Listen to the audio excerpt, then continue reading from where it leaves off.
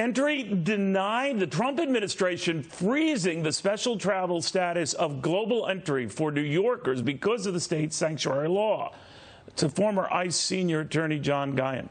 John, who does this sort of affect? Everybody and anybody who has this kind of clearance, right?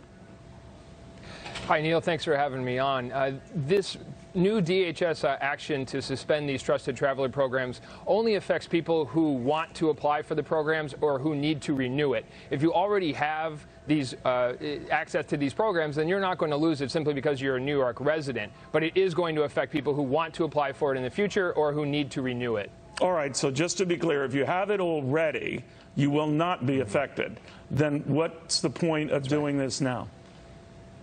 Neil, this is purely retribution by the Department of Homeland Security against New York State's sanctuary policies, as you said.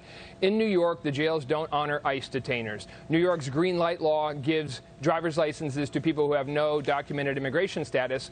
And ultimately, what I think put this over the top for DHS is that in New York, the Department of Motor Vehicles will not share any information whatsoever with the Department of Homeland Security. And so ICE and Customs and Border Protection can't run cross-checks, can't obtain information from the DMV in New York to do what they need to do to enforce immigration laws. And I think DHS here is trying to put pressure on the politicians in New York to change their policies. But are they going after the wrong target here? If those who have this entry program that you can check and that you can cross-reference, are you going after the wrong culprit here?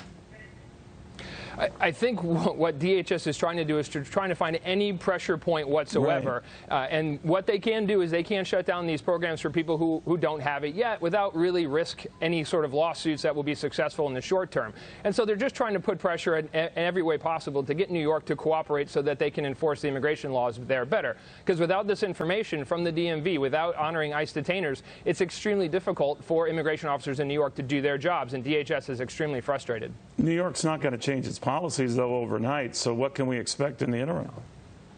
I don't think we're going to see any changes from New York, is certainly under the current governor, current administration that they have there. And so I think we're just going to see fighting. As long as President Trump is in office, and if he gets reelected, we're going to see this for another 5 years where he's going to be fighting with New York, and we're going to see it spreading. We're going to see it going to other states like California and other states that have sanctuary policies where DHS is fed up with not being able to enforce the law, and so they're going to try to find ways to pressure these states into changing their policies, whether it be financial or otherwise.